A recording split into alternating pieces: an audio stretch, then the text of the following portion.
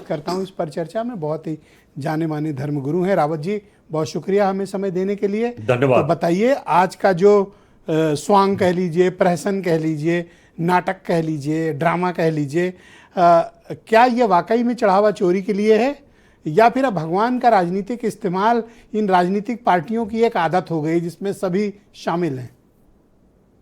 ब्रजेश जी, कभी कभी आप अच्छे के लिए करते हैं लेकिन उल्टा पड़ जाता है।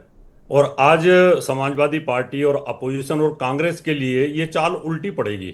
इन्होंने आज पूरा जो हिंदू धर्म है उसको कहीं ना कहीं टॉर्चर किया है।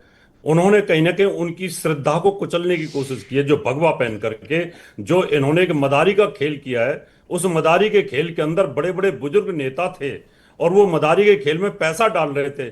इनको ये शर्म नहीं आई थी कि भैया आपने भगवा पहन रखा है, और भगवा सनातन धर्म की शान है, सनातन धर्म की श्रद्धा है। और अभी काका साहब कह रहे थे कि इन्होंने तो कुंभ के अंदर लाशों के बारे में जानकारी नहीं दी। भाई, आपने जब गोली चलवाई थी कार सेवकों पर, उस समय आपने जानकारी दी? उस समय आपने बड़ी बेशर्मी के साथ ये बोल दिया था कि अगर मुझे मुसलमानों की वोटों के लिए, मुसलमानों को खुश करने के लिए और मुझे गोली चलवानी पड़ती तो मैं गोली चलवाता, और बाद में उसके लिए फिर माफी भी मांगी। यानी आप अपनी वोटों की राजनीति के लिए इतने गिर सकते हो कि आप सनातन धर्म का अपमान कर सकते हो, भगवा का अपमान कर सकते हो। आपको वो जो मदारी का खेल आज आपने किया ना, वो आपको उल्टा पड़ेगा। और अगर यही भारतीय जनता पार्टी ने या दिनेश प्रताप जी ने इसी बात को हाईजैक कर लिया कि इन्होंने सनातन धर्म के साथ देखिए किस प्रकार से किया है। यानी जब संसद पे अटैक हुआ था उस समय नहीं कर सकते थे पप्पू यादव, या उस समय कांग्रेस नहीं कर सकती थी। इस बातों को नुक्कड़ नाटक कर लो, मदारी का खेल कर लो। भाई, संसद पे हुआ है, मुसलमानों के खिलाफ करके दिखा देता ना एक बार। जम्मू कश्मीर जब ब्राह्मणों के विहीन कर दिया, हिंदू विहीन कर दिया, उस समय भी ये मदारी का खेल कर लेते एक बार, तब आपकी हिम्मत नहीं हुई। तो आप लोग सनातन धर्म को इजी टारगेट करते हो।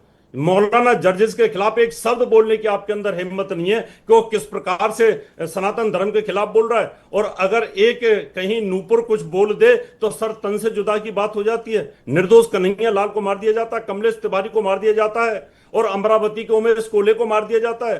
तो आपकी जो स्थिति है सब पता है, पूरा पता है कि आप कितने सनातन के हो। आपके बारे में यह भी पता है, करपाती महाराज ने जब गौ हत्या आंदोलन जो चल रहा था उस समय, और इंदिरा गांधी से कहा था कि आप गौ हत्या बंद कर दीजिए, और किस प्रकार से आपने वहां पर गोलियां चलाई थी वो कोई भूल नहीं सकता। तो ना मुलायम सिंह जी को कोई मैं एक दो सवाल करना चाहता हूं जी। आपका गुस्सा सिलेक्टिव है जी। जब ये काम बीजेपी या दूसरे उनके से जुड़े संगठन करते हैं, तब आपके पास इन आलोचना के शब्द कहां होते हैं? आप बताइए कोई भी एक ऐसा हनुमान जी को नचाया गया नितिन नवीन के मार्च यात्रा में।